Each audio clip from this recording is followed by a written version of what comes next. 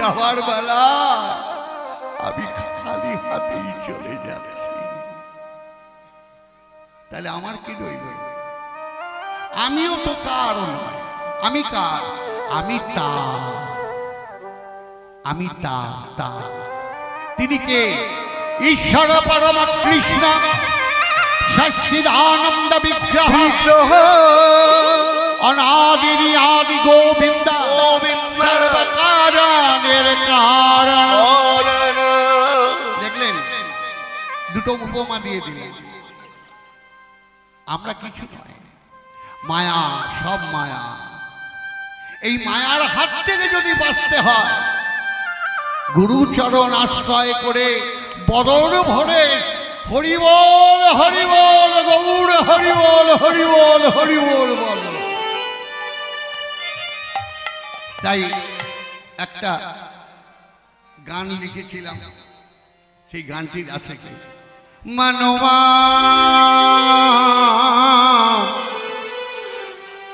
মনোমা हे मनवा, गोविंद के नाम भजन मनवा, गोविंद के नाम भजन मनवा, गोविंद के नाम भजो भजरे मन, गोविंद नाम भज भज गोविंद के नाम भाजा।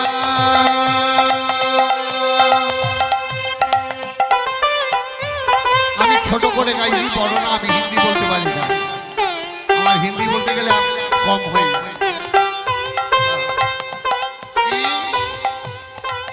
आए हो खलिहत से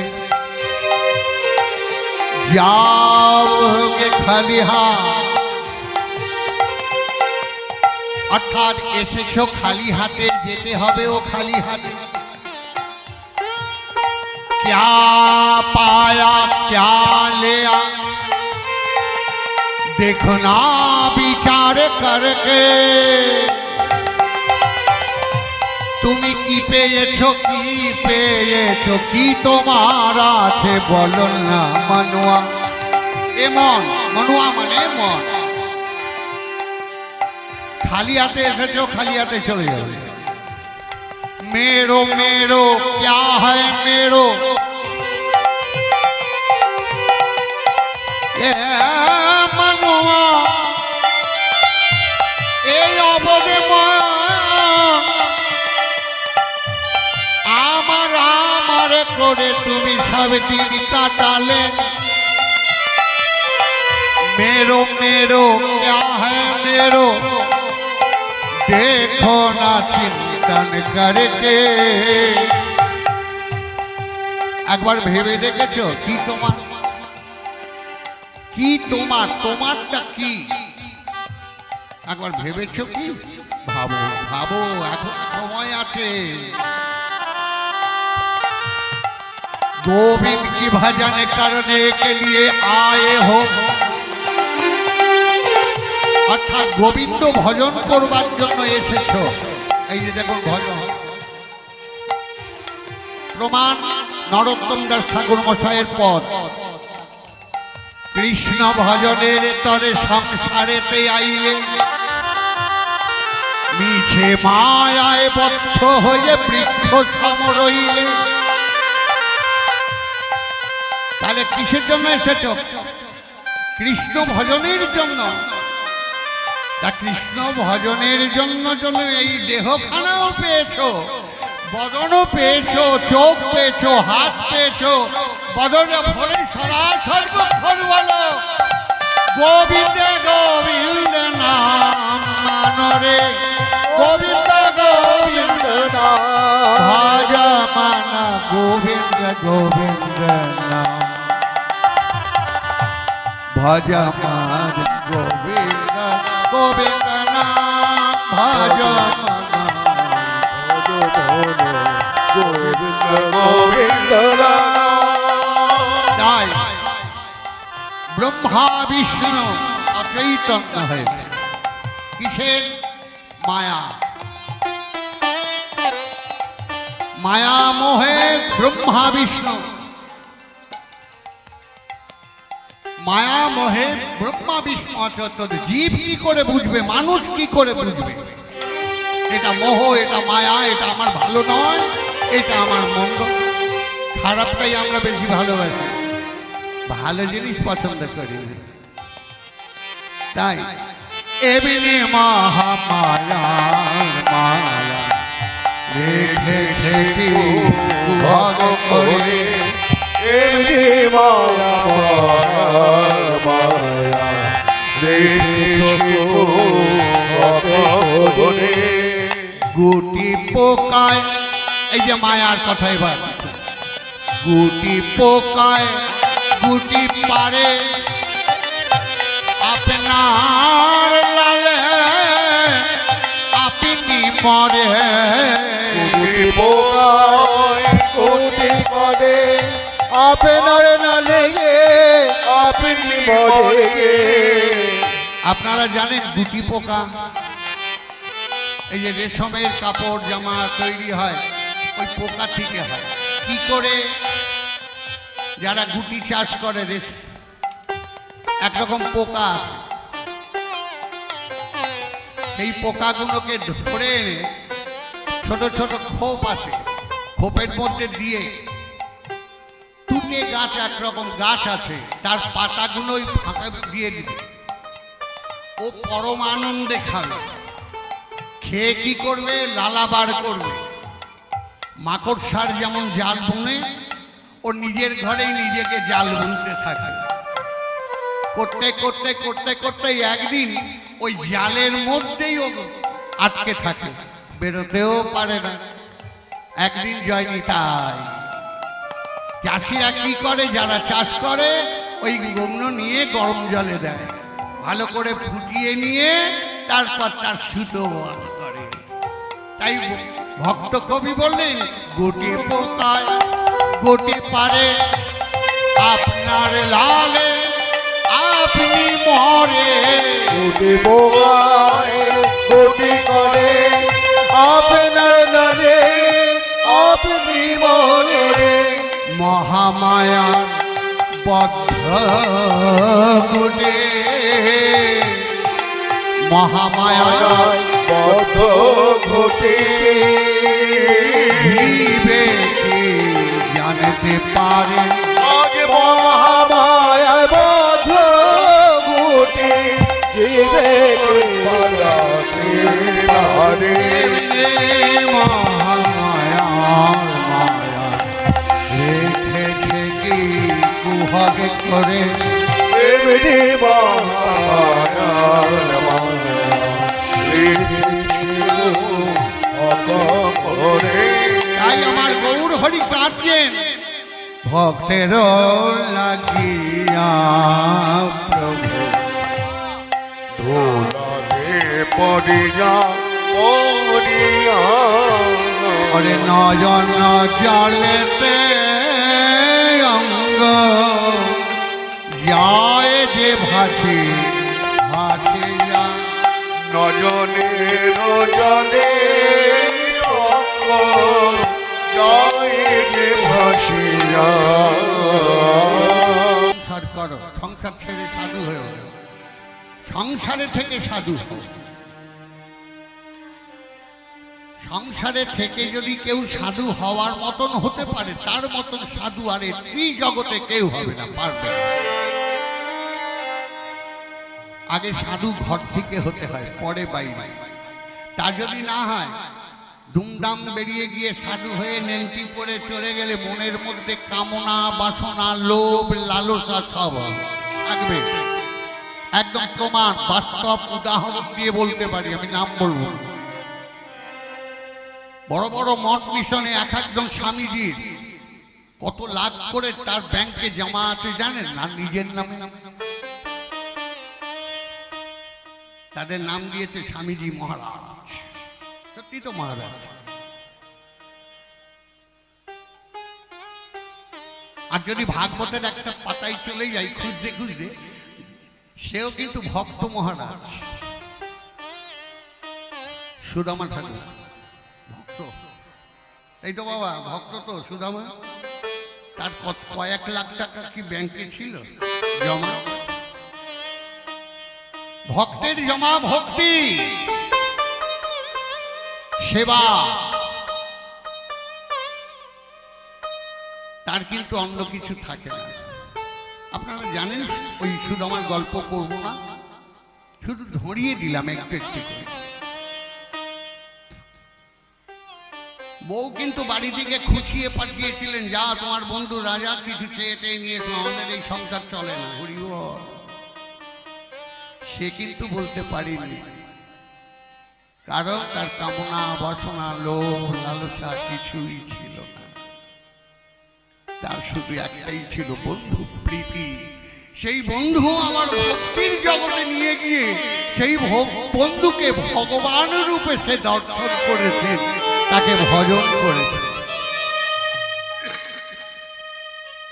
তাহলে কি হলো? সাধু হল ঘরে বসে সাধু। মনটাকে সাধু করুন আগে। সাধু হতে গেলে যা যা লাগে, আমি সত্যি কথা বলছি, থাকবো না তো আমি, আর আসবো কিনা কোনোদিন জানি না। এই আসলে সত্যি কথাই বলে যাচ্ছি। সাধু হতে গেলে গেরুয়া কাপড় পরতে হবে না, বড় বড় মালা পরতে হবে না, সারা গায়ে ছাপ লাগাতে হবে না।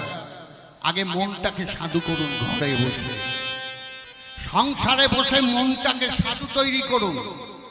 বিষয় বাসনা কামনা আমার প্রয়োজন নাই, সংসারে থাকতে হবে, আছি থাকবো। প্রমাণ চৈতন্য চরিতামৃতে রঘুনাথ দাস গোস্বামী জীবনীতে পাবেন। আমি বলে দিচ্ছি, খুঁজে নেবেন, তবে সবটা বলবো না, একটা শ্লোক বলবো, মহাপ্রভুর শ্লোক।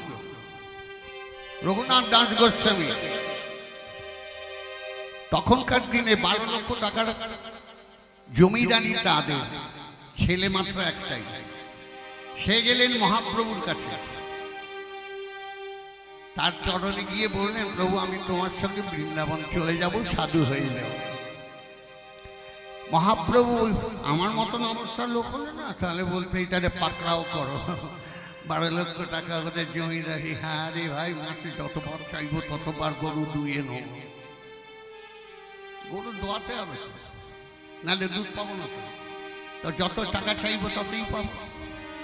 কিন্তু মহাপ্রভু তা করেন। কি বললেন? ঘরে ফিরি যাও রঘু না, নাহাও বাতুল, মানে পাগল হয়েও না। ক্রমে ক্রমে পাবে তুমি ভব সিন্ধু কুল। পাগল হয়েও না, ধীরে ধীরে ভব সিন্ধু কুল পাওয়া। রঘুনাথ মানলেন না, কিছুতেই নাই, চরণ দুটো জড়িয়ে ধরে রাখলেন, তোমায় যেতে দেবো না আমায় না নিয়ে গেলে। তখন তিনি কপট ক্রোধ করে বললেন, মর্কট বৈরাগ্য না করো লোক দেখাইয়া, যথা যোগ্য বিষয়ে ভুঞ্জ অনাসক্ত হইয়া।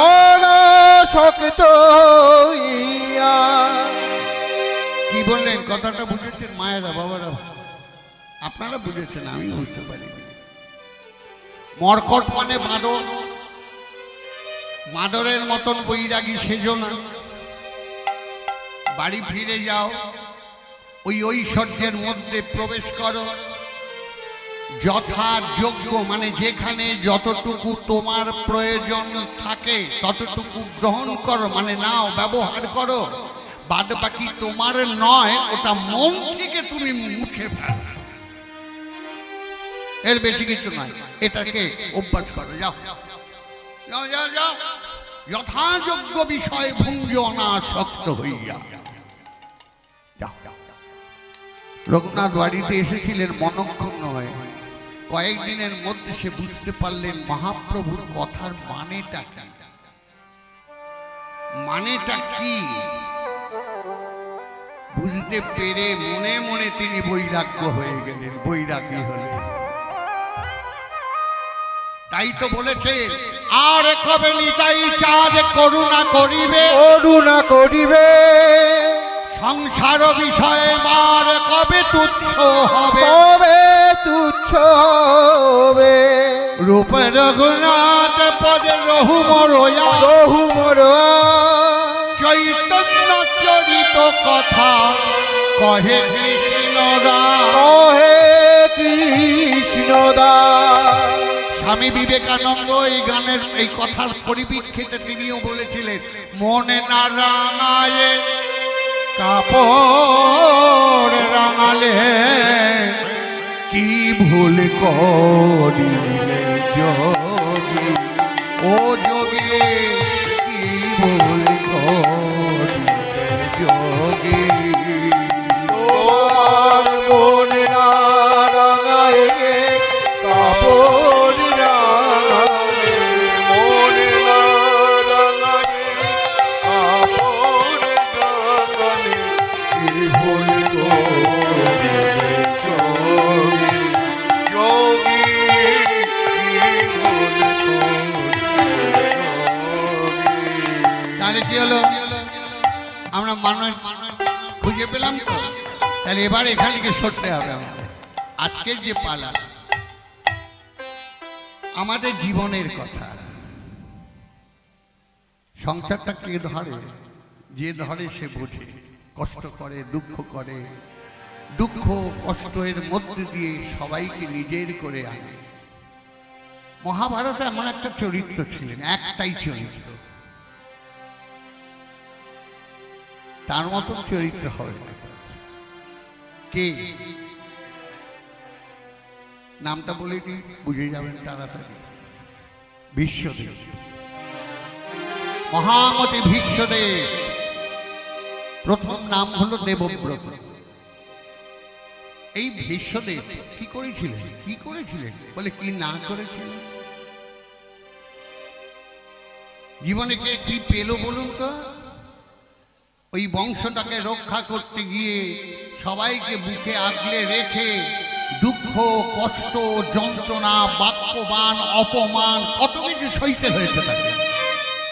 একবারও মুখ ফুটে কিছু বলে, অন্যায় চোখের সামনে করছে তবু তুমি বলতে পারলেন না।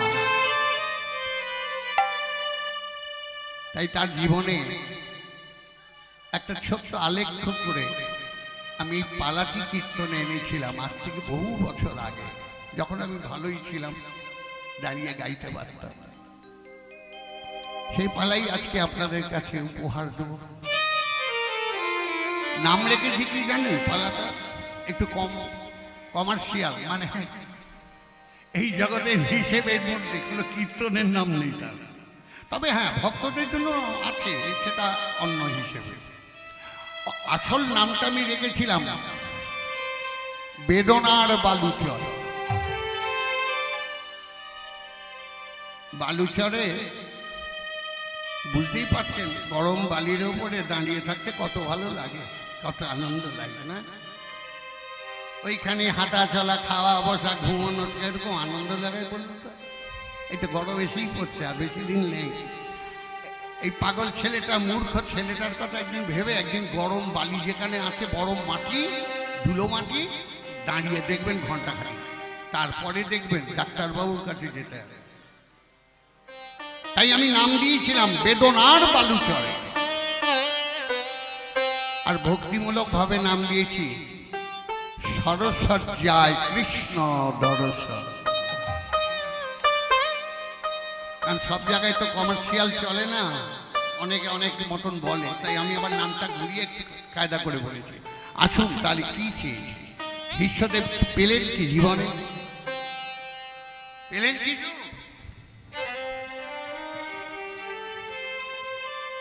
তিনি জীবনে কি পেলেন? আমরা আগে কিছু বলবো না, শুধু মুখটাকে বলে বলে আমরা পালাটা অনেক বড় হয়ে যাবে, সেই জন্য বড় আর করবো না, কারণ আমি আর বেশিক্ষণ পারবো না গাইতে। এখন আর সেই খুশিও নেই, আর সব থেকে হচ্ছে কি আমার ঠ্যাং নেই। হরিবোল হরিবোল, আমার ঠ্যাংটা ঠিক নেই বলে আর পেরে উঠছি না। বলে বসে তো পারবেন, বলে বসে আর বেশিক্ষণ পারি না, সব দিকেই কথা। অতএব নামটা দিয়েছি বেদনার বালুচরে। কোথা থেকে শুরু? এই দেবব্রত কে ছিল আপনারা জানেন, তবু বলে দিই, একটু একটু, বেশি বলবো না। দেবব্রত গঙ্গা দেবী ব্রহ্মার কাছে অভিশাপ প্রাপ্ত হল। কি অভিশাপ? মর্তের মানুষকে তুমি বিবাহ করে সংসার করো।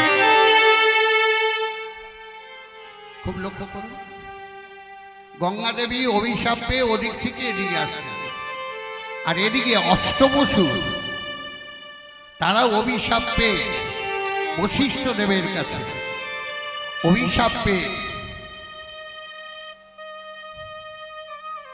এদিক থেকে ওদিকে যাচ্ছে। দুজনের চোখেই জল, এই 8 জনের চোখেও জল, ওদিকে গঙ্গা দেবীরও চোখে জল। তিনি ভাবছেন মরতে গিয়ে মানুষকে বিয়ে করব, আমি দেবী, সে কি করে সম্ভব? আর এদিক থেকে অভিশাপ পেয়েছিলেন, অষ্টবসু অভিশাপ পেলেন, মানবীর গর্ভে তোমাদের জন্ম, তোমাদের এই 7 ভাইয়ের মুক্তির উপায় আমি বলে দিচ্ছি। জন্মের সাথে সাথে তোমরা মুক্তি পাবে।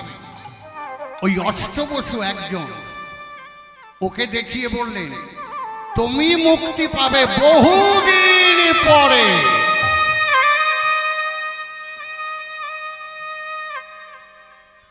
এখন এই গঙ্গা দেবীর মুখোমুখি হতেই অষ্টবসু করজোরে তখন বলছেন, জননী অতীত পাবনী গঙ্গে কুলশনাশিনী গঙ্গে কৃপা করো না মা।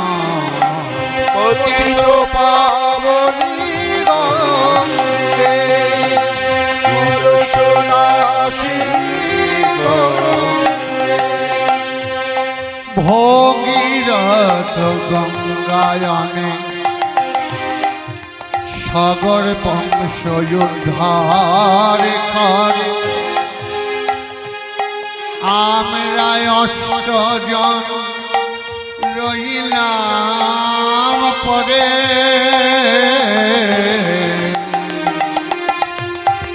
পতিত পাবনী গঙ্গে কলশনাশিনী গঙ্গে কৃপা কর কৃপাময়ী করুণারূপিণী,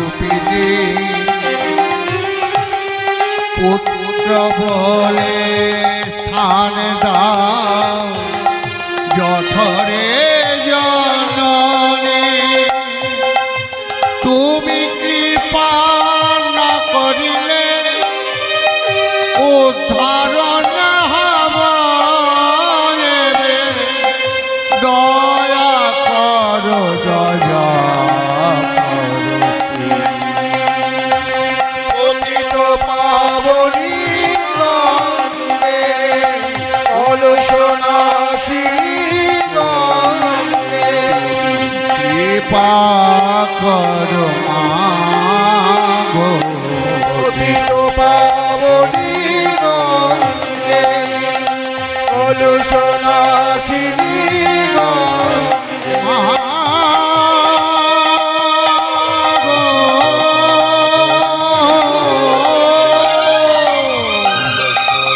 মা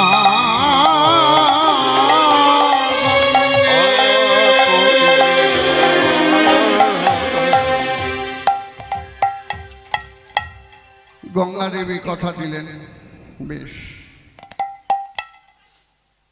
আমি তোমাদের 8 জনকেই আশ্রয় দেব, তবে আগে তো আমার বিবাহ হোক, আগে আমার বিবাহ। বিবাহ হলো কোথায়?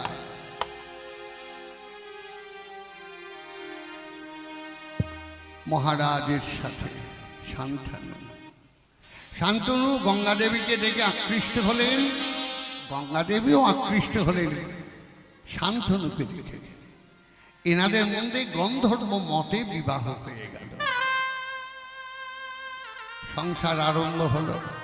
তবে হ্যাঁ, একটা কথা বলে দিলেন, কি মায়েরা রাগ করবেন না আমার কথা শুনে।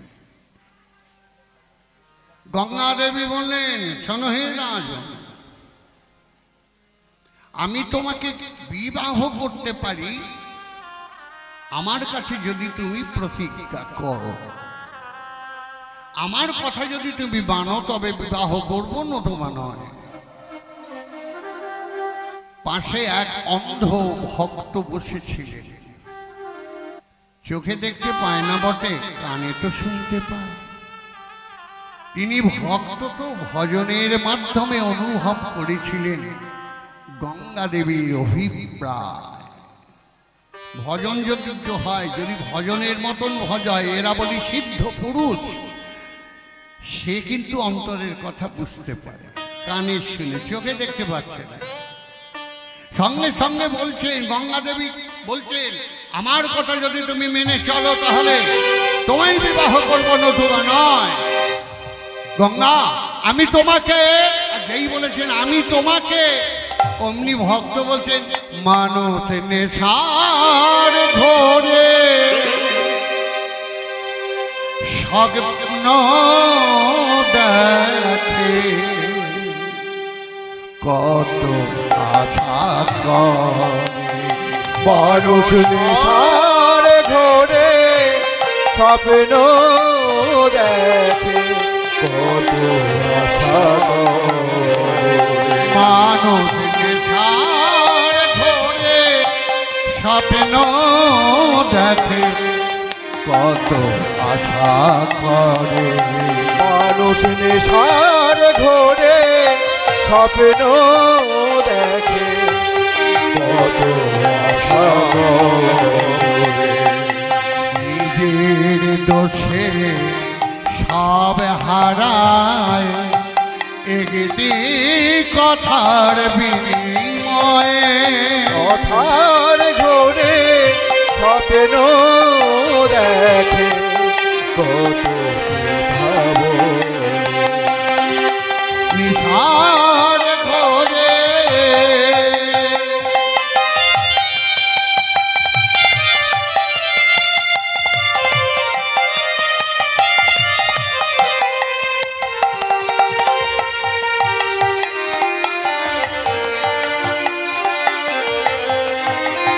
কেন? রূপের নেশায় মাতাল হয়, নিজের কথা ভুলে যায়। রূপের নেশায় মাতাল হয়ে কত কথা ভুলে যায়। একদিন কাঁদতে হবে অঝড় জলে, কিছু নাহি হবে উপায়। মানুষ নেশার ঘোরে স্বপ্ন দেখে, কত ভাবো। মানুষ তার লোকে স্বপ্ন দেখে, কত আশা হয়। গঙ্গা দেবী বলছেন, রাজা কি সাব্যস্ত করলে? না না না না না না, যেটা হয়, যেটা স্বাভাবিক, এখনো হচ্ছে, আমাদের চোখের সামনেই হচ্ছে। ওই যে একটা প্রমাণ আছে না, প্রবাদ, যার সঙ্গে যার মাঝে মজে মন, কি বাহারি কি বাদো আমর, এখন মন মধ্যে গেলে হাড়ি দোয়ের বিচারে নেই। ঠিক তাই, মহারাজ তো রূপের ঘরে নেশায় একদম মত্ত হয়ে গেছে, মাতাল হয়ে গেছে। আমি কথা দিচ্ছি, তুমি যা বলবে আমি তাই করবো, তাই করবো, তাই করবো। ব্যাস হয়ে গেল, যাইনি তাই। কিছুদিন পর একটি সন্তান। গঙ্গা দেবী কথা দিয়েছিলেন, তোমাদের মুক্তি দিয়ে দেবো 7 দিন। কোলে করে ছেলেটি নিয়ে নদীর জলে ফেলছে। চোখের সামনে দেখছে, ছেলেটা নিয়ে জলে ডুবিয়ে দিলেন, ডুবিয়ে দিলেন। দ্বিতীয় গেল, ডুবিয়ে দিলেন। এইরকম করতে করতে 7টা ছেলেই জলে ডুবলো চোখের সামনে, বলতে পারছে না, বলতে গেলে বউ পালানো। এখনকার যুগের মতো, আপনাদের এদিকে নয়, হ্যাঁ আমাদের ওদিকে নয়। বউ যা বলবে তা শুনতে হবে, তা না শুনলে বিপদ হবে। হরি বল, হরি বল, হরি বল। যা বলবে তাই শুনতে হবে, নাহলে বাপের বাড়ি চলে যাবো, তুমি থেকে যাও। তাই হলো 6টা 7টাই চলে গেল। অষ্টম সন্তানকে নিয়ে গঙ্গা দেবী চললেন জলে দিতে। মহারাজ শান্তনু ছুটলেন পেছনে পেছনে। যেই জলে দিতে যাচ্ছেন বলছেন, দাঁড়াও গঙ্গা। রাজন, তুমি বাধা দিচ্ছ? হ্যাঁ দিচ্ছি। কেন? তুমি প্রতিজ্ঞা করেছ না আমার কাছে? ভুলে যাই গঙ্গা, ভুলে যাই, আমি ভুলে গেলাম সব। তুমি মা না রাক্ষসী বলো তো গঙ্গা? আমারই চোখের সামনে একটা একটা করে ছেলে জলে ডুবিয়ে দিলে আমি দেখলাম, আমি কিছু বলতে পারলাম না।